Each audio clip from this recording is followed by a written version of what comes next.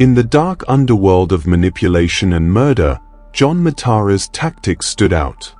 Unlike many serial killers who appeared poor, bitter, dirty, and perhaps heavily influenced by drugs, Matara was the exact opposite. His charm was his weapon. He lured women with kind words, affectionate gestures, and promises of a night of romance, only to reveal his true, monstrous nature in the early hours of the morning. To his victims, he seemed soft, generous, and even romantic. But when the door closed, the nightmare began. His cold, calculated cruelty took over as he tortured, assaulted, and robbed them of both their dignity and their peace. Photos of their nudity became his weapon, buying their silence through fear. But no man's crimes remain hidden forever. On January 3, 2024, at exactly 8:11 p.m., John Matara lured socialite Starlet Wahu to a rented Airbnb in Nairobi's South B. CCTV footage captured Wahu in a red miniskirt, blue denim jacket, and black heels, accompanied by Matara, who wore brown khaki pants and a blue denim shirt. The two appeared to get along well, engaged in conversation as they waited for the elevator to their designated room, Y32. However, as the hours passed, Matara's behavior shifted. He became aggressive, demanding money and control, locking the door behind him and trapping Wahu inside. Unlike his previous victims, Wahu fought back. The struggle was intense, as evidenced by the broken glass scattered all over the house. In a fit of rage, Matara stabbed her multiple times, leaving her fighting for her life on the floor as he fled the scene, locking the door from the outside. The next morning, Wahu's body was discovered by the building's caretaker, who had been called to check on the locked apartment after the security guard at Pepino Apartments reported seeing Matara fleeing in blood-stained clothes. Inside the apartment, detectives found a scene of pure horror. Wahu's body lay in a pool of blood halfway between the bed and the door, as though she had been trying to seek help. At the crime scene, detectives collected 2 HIV test kits, a used CD, marijuana, and a knife smeared with blood, believed to be the murder weapon. The disturbing clues hinted at a night far more sinister than the initial romantic encounter suggested. Immediately, the investigation began, with the CCTV footage becoming key to unraveling Matara's calculated criminal operation.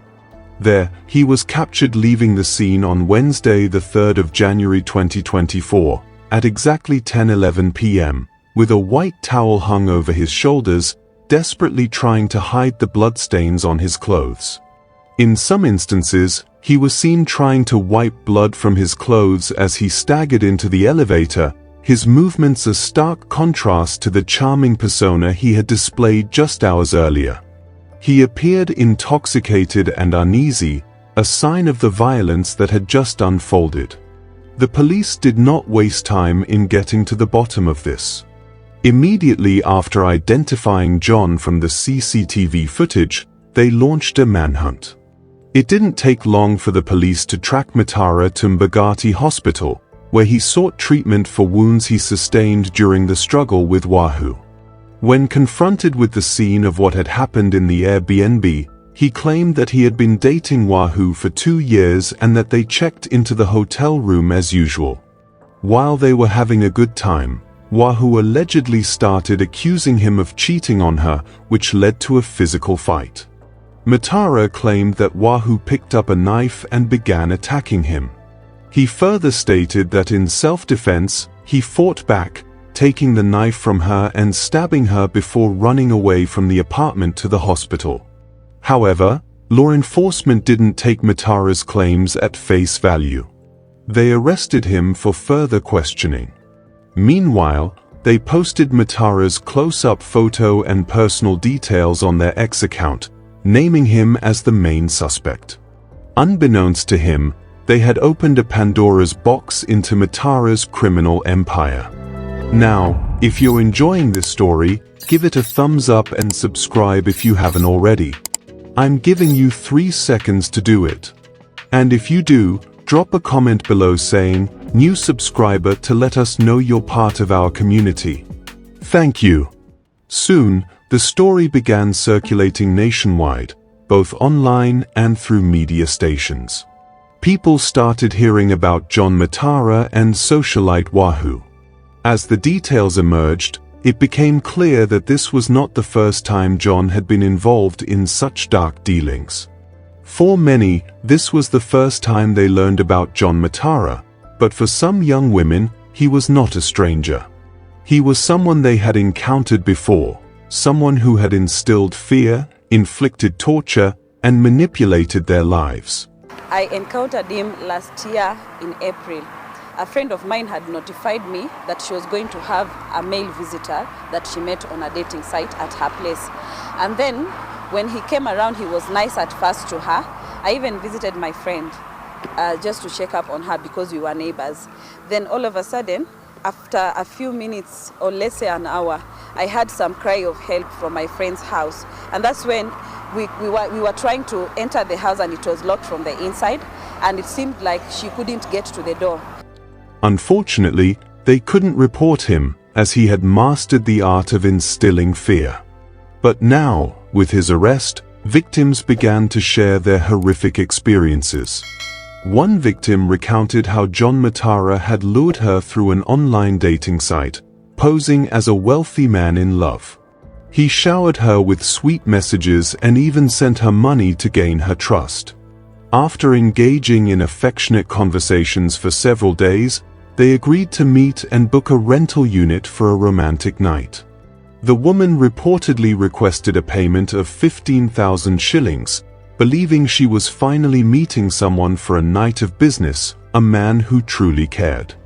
Little did she know, she was stepping into the web of a master manipulator, a man who thrived on deception and control. We met on a particular day in a certain Airbnb. The guy seemed nice from when he picked me from the Uber all the way to the house. Everything was so nice till midnight. Similar to the situation with Wahu, Matara insisted that they undergo HIV and AIDS testing before proceeding with their night together. But as midnight approached, the atmosphere shifted drastically. What began as a charming encounter quickly spiraled into chaos. Matara transformed from a pleasant companion into a terrifying hijacker. He was using a knife and an iron box to threaten me to give him my phone passwords and M-Pesa PIN and accounts.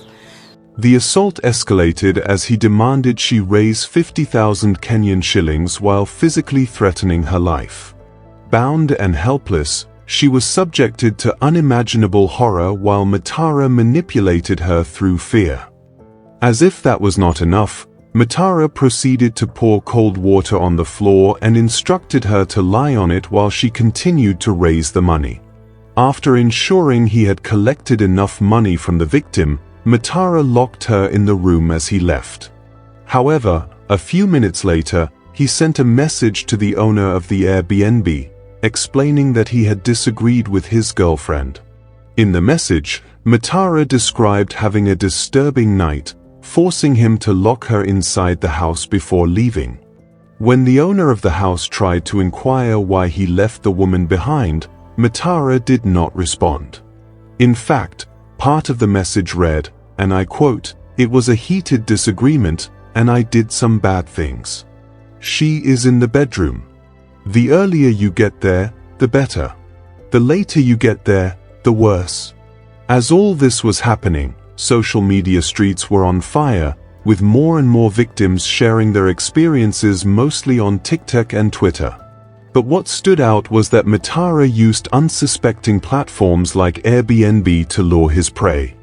The apartment that we were in inalokiwa na kadi. So at first I was like, the security is tight and everything. So it got to around midnight. Mse akaanza kunipiga. Akaniumiza shingo. Yeah, he did some bad things to me. He was also clever enough to identify a capable victim. One that he would recover all his gifts and also part way with some money. To the victims, they were in the dark business of online prostitution, using dating apps to hook up, but for Matara it was a case of who is smarter. However, One case stood out among the rest, revealing a darker side to John Matara's predatory nature. On this particular day, it seemed like he was wearing the devil's mask. A young woman in her 20s shared that they met on Tagged and began online conversations in May 2023 before agreeing to meet in person. Matara, portraying himself as a man in love, urged her to visit his home, but the lady declined his invitation.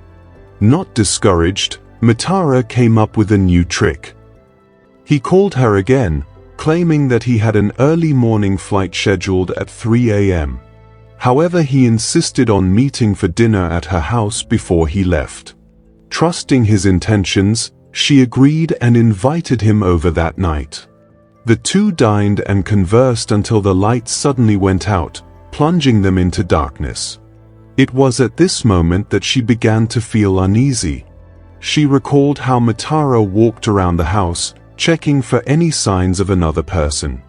His questions about the rent raised her suspicions, especially when he excused himself to the washroom twice.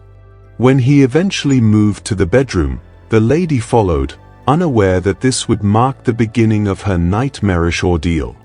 What ensued was a harrowing experience at the hands of a serial killer. The young woman recounted how Matara strangled her, and when she resisted, he struck her in the left eye 3 times. He dragged her to the living room, wrapping a cable around her neck while threatening to kill her. Seemingly on a sinister mission, Matara then tied her to the bed and locked her in. As he ransacked the house, looking for male contraceptives, Matara continued to assault her, demanding she undress. He forcefully violated her, leaving her traumatized and in excruciating pain. Matara then began searching for objects, including soda bottles, intending to inflict further injury to her private parts.